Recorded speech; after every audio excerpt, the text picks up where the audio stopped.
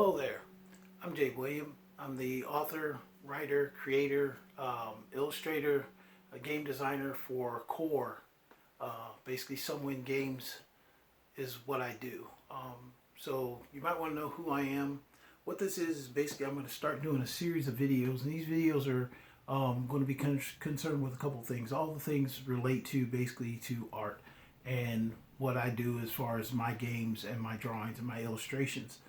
You may have seen some of my illustrations and drawings before. I put them on Facebook, Instagram, Twitter. So I get them out there as much as possible. And the reason I do that is because, one, I do want to kind of build an audience and a following, but also I just really enjoy sharing my work. I think some people like to see kind of that entertainment quality, that they get something, a little bit of something every day. I do a lot of fantasy related work. Probably comes from when I was a kid. I was very involved as a kid. I was a little kid that you could give a crayon and a piece of paper or even just a napkin and I would figure out something to do with it. So that's just how I am. That's how I've always been, even when I was little. But it kind of led to where I started drawing more, kind of formalizing things, even tried to make my own comic books, Cruse Comics, when I was a little kid. I'd actually cut them out and make stories and everything like that. And it's always fascinated me being able to tell stories and to get my ideas across to others. I do, like I said, I do a lot of fantasy related work, but not just one given genre. I enjoy them all, honestly. I've, from fantasy, science fiction, horror, you name it. I've delved my pencil and pen into about every one of those types of genres. What I'm going to be doing, though, is this video series is part of my YouTube channel. I'm going to be doing this more regularly and frequently, and you're going to be able to see kind of processes that I do. I'm going to have one that I'll talk about how I go through my drawing process. Am I the most perfect artist in the world? No, I don't think anyone is. I think it's a process that over time you get better, and you have to practice, and you have to kind of do that. So it's a path that we all, if you're an artist out there, or if you're a budding artist, or if you envision being an artist one day and doing things that I do, then this is something that you would probably be interested in, because basically what you're going to do at that point is, kind of learn from me, and at no cost. I'm going to post the videos. If you want to look at my ideas and concepts of how I do that, you can. I also will be talking about world building. And world building because part of my game process, when I first started drawing, and when I started getting into kind of doing drawings and stuff, I really didn't have enough direction. And I think that's what really slowed me down in some ways, because you get kind of a partial idea and you don't really know where to go with it. But it all comes from my upbringing and growing up. Basically, I grew up in a small town during the 60s, 70s. So as you can see, I'm dirt old. Yes, why am I drawing like drawings and stuff and I'm old as dirt? Well, just this is a new world, every way to communicate and every way to kind of get your ideas out there. And I got a lot of stories to tell. I've actually got a whole box of stuff here. I can't pick it up and show it to you, but I'm going to be going through this through a process. As I said, it's going to be a continuing series. So don't look for it to stop at any given time. And I'm going to keep moving it on, evolving it as I go. And so you'll be kind of walking through that with me. But like I said, started in a small town, drawing, playing with clay, all those things when I was little. And when I got through high school, I did really well in art classes and stuff like that. I did get some art teachers that thought I wasn't pushing my potential, so I took my critiques, I took them blunt. I've got thick skin. I've kind of had people come at me about things. Went to college, Indiana University, and actually I studied art for about 2 years there, basically, in total amount of time that I was in school. I did take a little hiatus from there, but the thing is that I studied a lot of things. I fenced, I studied foreign languages, and I just really wanted to see the world. When I got finished with college, or when I decided that I was going to kind of move on to something else, I know my sister had encouraged me to, continue with art. She said, because art was something that, I could be a teacher, I could do this.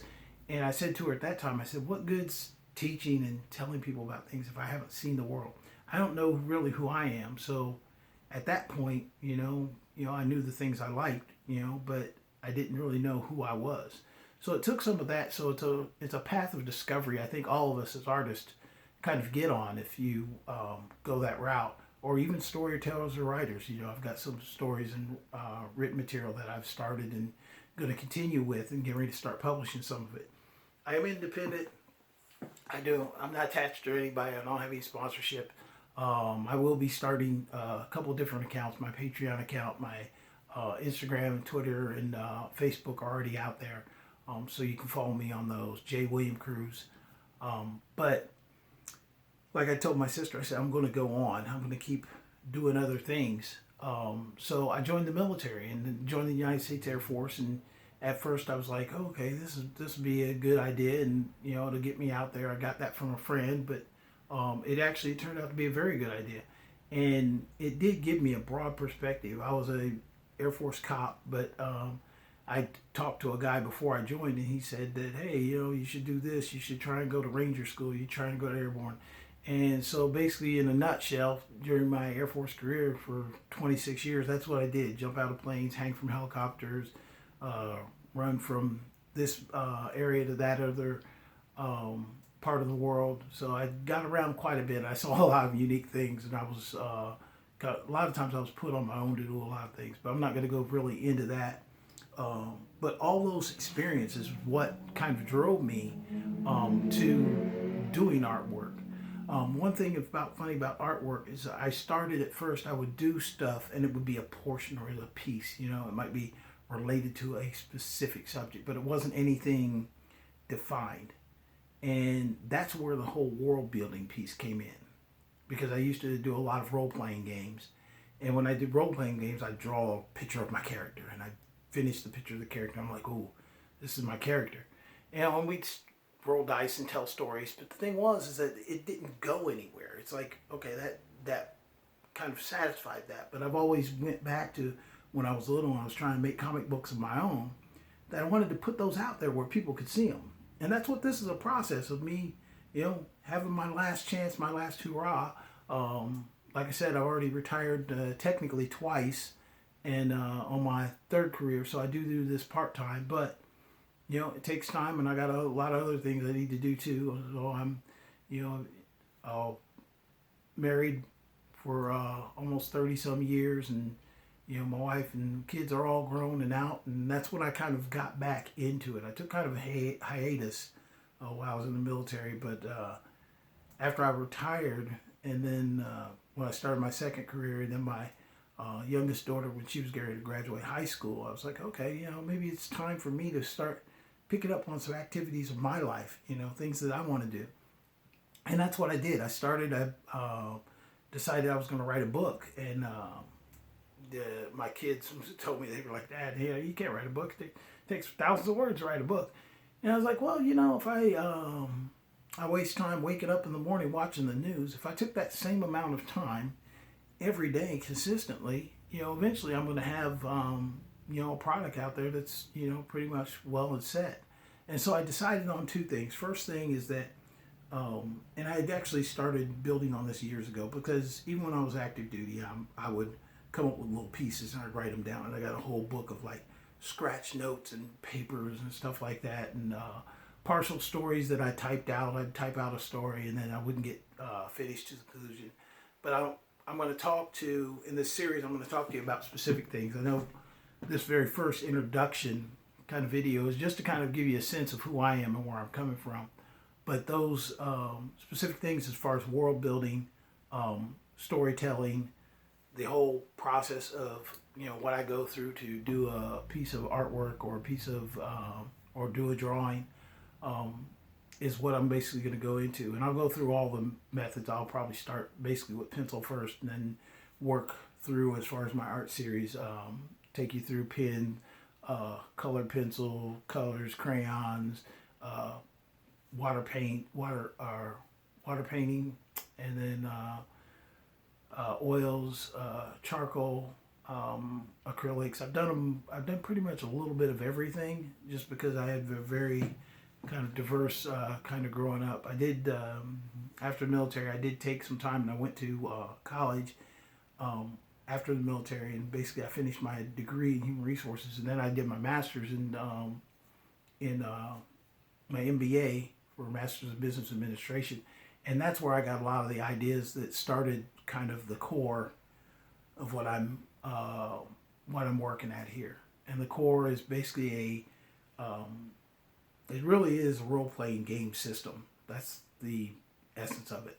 The artwork is kind of what I do around that universe that I've created. And when I say universe, it's not really, it is a universe because, I mean, there's gods, there's a consistent theme as far as world building from the gods I created overall, and they're not the God. You know, I'm very much a Christian. I believe there's only one God.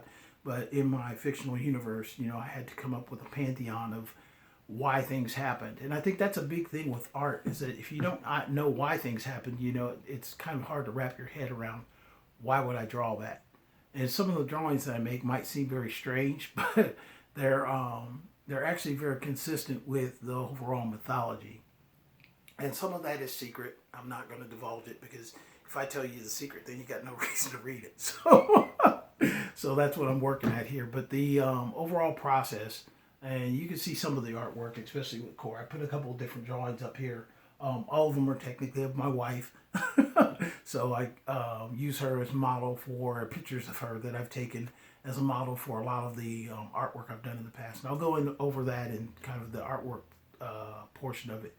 But the as far as the introduction itself, you know, when I came up with this universe, you know, when I first started writing was where I really kind of formalized things, and I decided I started little pieces at a time because you never want to create too much because then that just creates a whole bunch of work. But I needed to take all these different genres of artwork that I've done and put those into categories. And by categories, I looked at basically if I took one world and I took that world and I put everything into that world. And I know it's, you know, oh, that sounds like a mess. It's all at once. It's crazy. You know, who would want that? Well, I thought the same thing, is that, you know, it is kind of crazy. But then I thought about, you know, our world and how history has kind of guided and developed us. And, you know, we live on a planet where, you know, we have advanced technology. And I saw this from even when I was in the military. You know, we went and deployed to Africa, for example, in Mozambique. And we were doing resources to the people that were, you know, trapped by the floods. And we were out there rescuing people and things like that. But the thing is, there was a stark difference of me getting off a helicopter, you know, full battle rattle, you know, my weapon, my freaking NVGs, and, you know, rescuing people in villages. You know, it just really, it's a stark contrast. And when you really think about like a world, like when I talk about the world development, how I developed this one world, I thought about history and how we don't all develop at the same pace at the same time. And on one planet, depending on how big it is, you could have different levels of development all the way through. Technically, we still have prehistoric civilizations here on the Earth with that people that have not developed past that point of tribal or familial kind of relationships. And then we've got people that are in skyscrapers with $1 million mansions. I mean, it's just the stark difference is just very vast when you really think about the whole world picture. So I think that's a kind of different take I take, especially with art. I mean, there's a lot of military experiences that I think exposed me to things and thoughts and ideas that probably, you know, it's very hard to develop those on your own if you just, you know, kind of, you never leave your backyard. So I definitely left the backyard and I saw a lot of things probably, you know, other people haven't seen, but some of that does come back to my artwork, and maybe even the fact that I have guns and stuff, but you know, in most of my drawings. But I do appreciate different types of genres, and that's why I did this one world. But basically, the way the world, and Tri-Scenaria is the world, and I know it's a very generic name. Somebody told me that. They said, "Oh, why is it called Tri-Scenaria?" Well, there's 3 suns. They said, "Well, that's kind of obvious." Yeah, but you know, you don't want people to, you know, you don't want everybody to have to read a dictionary to figure out what it is you're talking about. You know, you might as well keep it as close to simple as possible, which I think is a good thing. But as I said, my artwork goes from prehistoric, which I started in this month. Especially, I'm going to be doing a special this year. Actually, I'm going to be doing a process where I'll do one kind of era or section of drawings that I'm doing each month, and at the same time, I'm going to be writing about that same era and drawings in that given month. So you're going to see a couple different venues, things that come out. So it's going to be an entertaining ride, I would imagine. I am pretty consistent. I do take breaks, sometimes this last couple months through Christmas. We just have really, I think with COVID and everything, we've had a really rough year, due to unfortunate, losses in the family and things like that I haven't really been kind of in the mood to draw or do anything.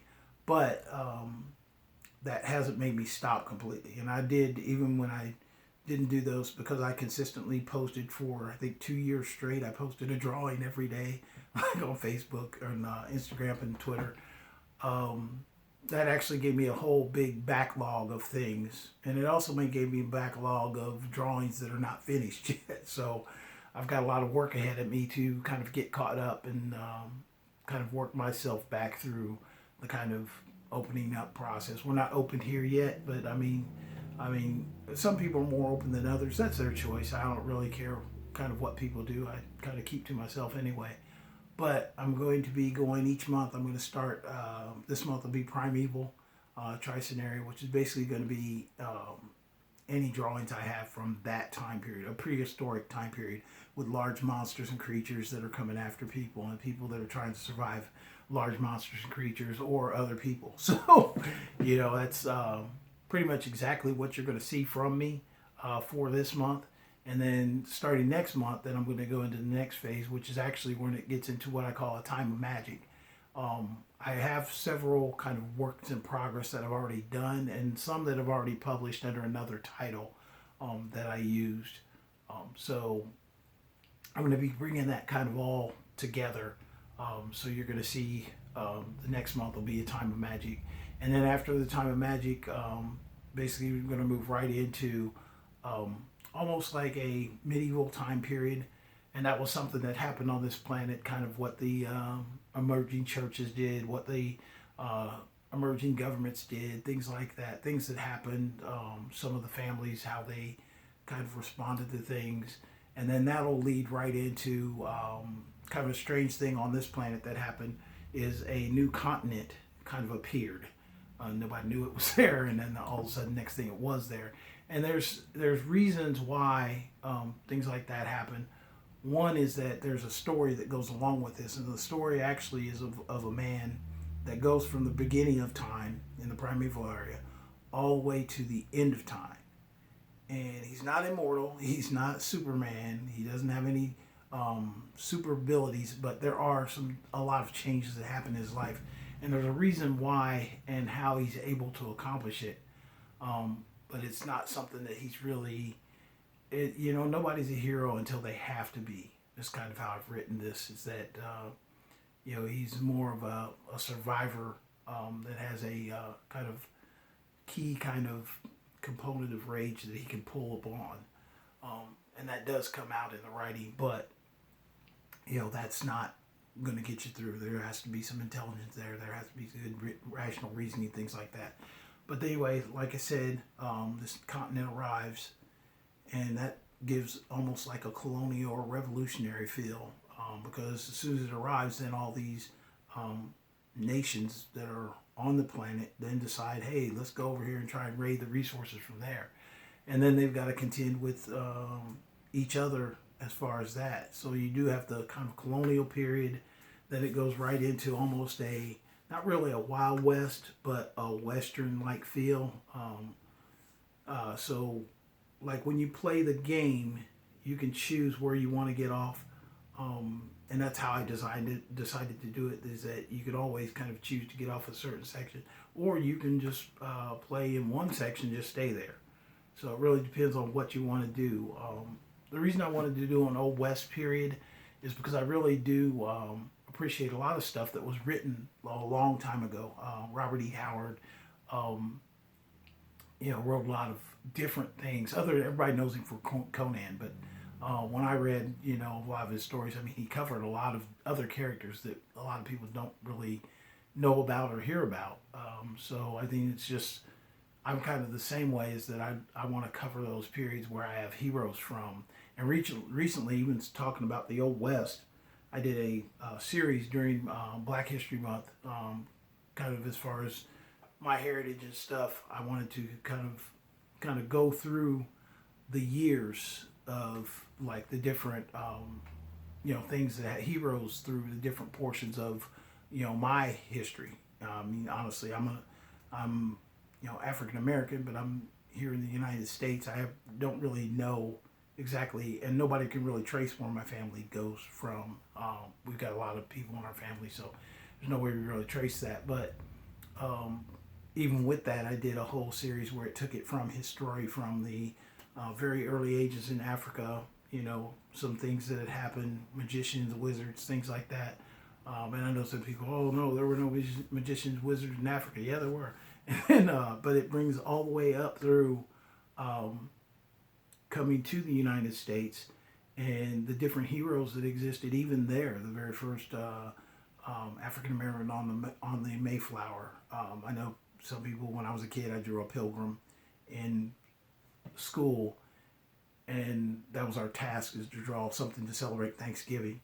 And I drew a pilgrim, but he was a black pilgrim, and my teacher was confused. This was back in the 70s, so she's just like, okay, why are you drawing black pilgrims? Because her impression, I guess, was that there were no black pilgrims. But I said mine was. And anyway, I included him in that series of drawings because I kind of did some research on that.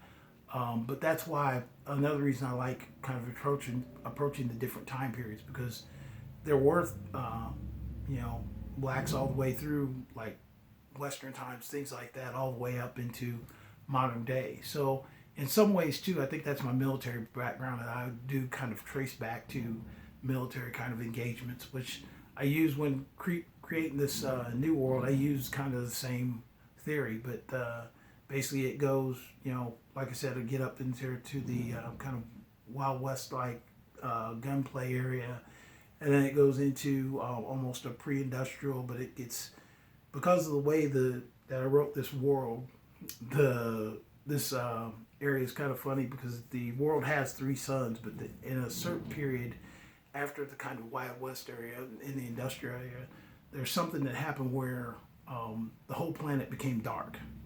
Not like pitch black, but they basically became to where they had to invent new ways to kind of survive, because everybody had been used to a world where they never saw darkness. They would just see a twilight.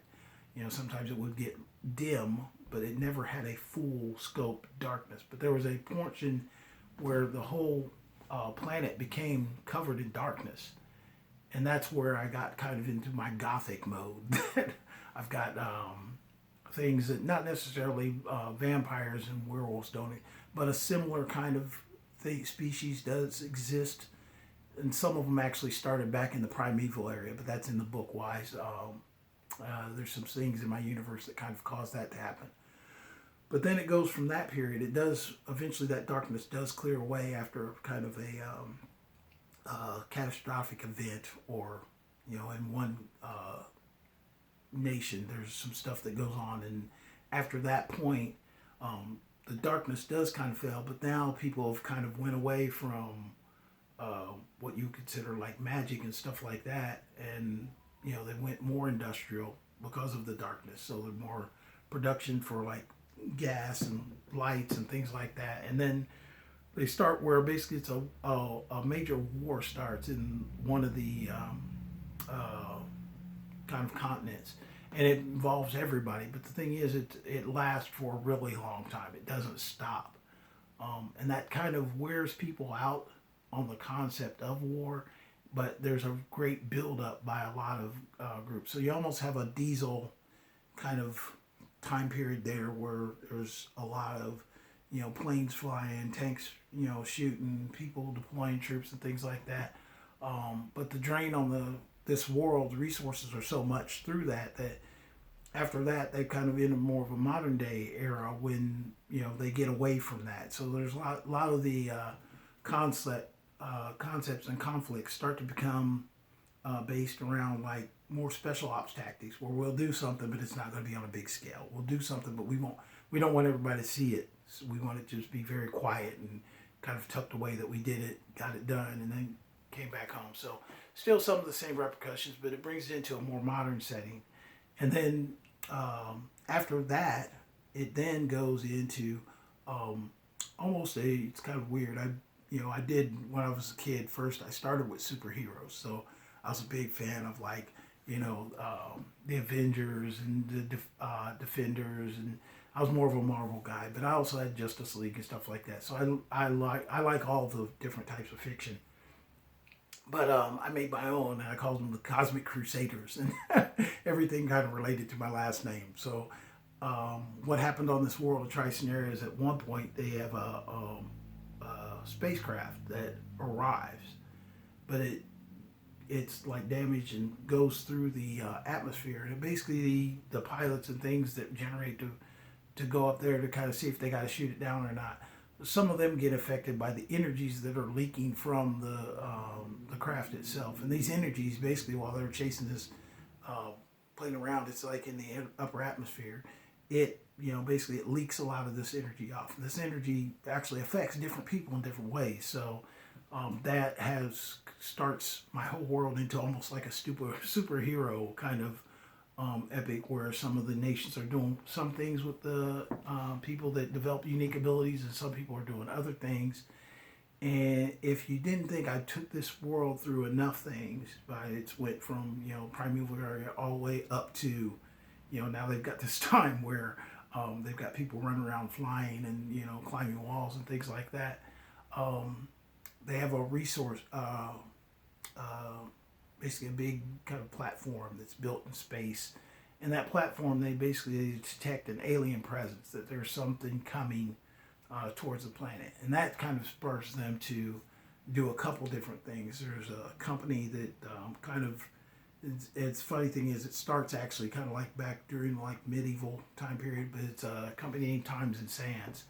And they've got some things that they kind of know in advance. So what they do is basically they've come up with this concept where they've got sold tickets basically almost to like bunkers or vaults that they're going to help people out if there's ever any reason that you need to escape the planet, and that's what they do. So they try and escape the planet. So you got three things going on. You got people who stay on the planet that deal with incoming alien invasion. You got people, mostly rich people and scientists, who are trying to escape the planet and it all kind of happens at once.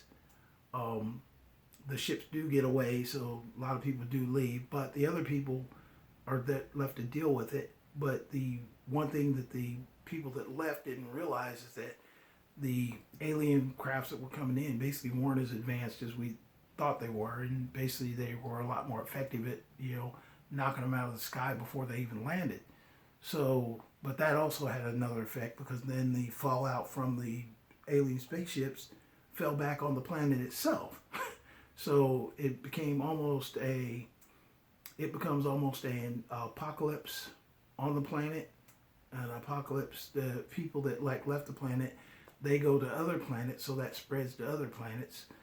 And then also the people that survived in space, they come up with a thing because they don't think the world's inhabitable anymore, so they go off and do their own thing. So as you can see, I've taken it from primeval pretty much all the way to kind of the far range of going to other planets. And that's why I say it's a universe.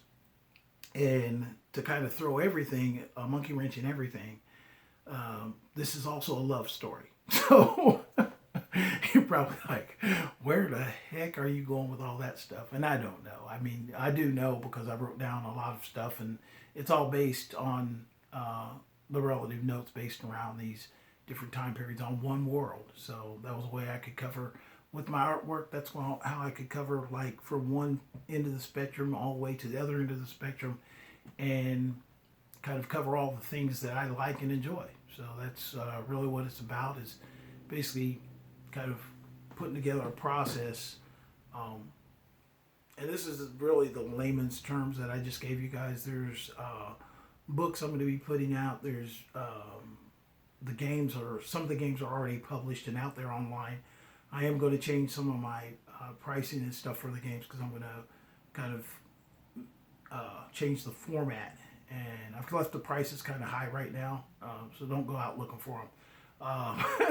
The reason I left the prices high is because I knew I was going to come back and make changes, and then it's just taken me some time with this last year. It's just been a difficult year, so a lot of changes, work-wise, things like that, teleworking, getting used to everything that I have to do with my regular work, and this is just a hobby, so hey, this is what you got. But I hope everybody enjoyed the video. I don't want to take up too much of your time. I like to keep things short and to the point. This is a little bit more long-winded, just because this is an introduction video to kind of tell you exactly what I've been through. Another thing, as far as for the independent creators out there, I'm going to be going through some of the processes that I went through as well. So I've got several different types of video series, but it will be definitely identified in the title as to what type of series that you're going to be looking at. It will say basically if it's about, you know, how to draw, it's going to be how to draw. If it's about the business side of things, it's going to be about the business side of things. And I use a lot of the scenarios, examples, and things from my when I got my from my MBA when I studied for that. So I'm going to be using some stuff from that. And then also I've got the kind of world building kind of videos as well. And then some are just me being silly, because I can be very silly. I mean, dealing with my kids, I had to come up and I had to be creative sometimes and make up things that, you know, entertain them. So I've still got kind of that silly side to me. So a lot of different, different things working in my brain. So I just wanted to get that out there and put it out there so you guys know that to like, subscribe, and hit the notification button when you see when I put out a new video, because this channel is going to be permanent. I'm going to try and do stay consistent. I might probably even do videos every day, just because pretty much what I try and do when I get in the mode of, you know, doing something. Oh, and one last thing, I may have some videos that are based just on games because I am I'm not an avid game like kind of junkie, but I am a kind of game junkie. That came from my kids, actually. Right after I retired from the military, I had like 4 months off that I was waiting for to start a new job, and I retired, and I didn't really have anything to do. Once you put in resumes, you sit there and you kind of got to wait for your resumes to come back or get feedback on what. And during that time, it can get kind of boring and monotonous. You don't have really things to do. You know, wake up in the morning, go to the gym, come back, make a pot of coffee, check the emails, and then you're kind of like sitting there waiting. Okay, I'll go back and check them again. Well, the one day, and I'll tell this story because I think it's kind of funny. My son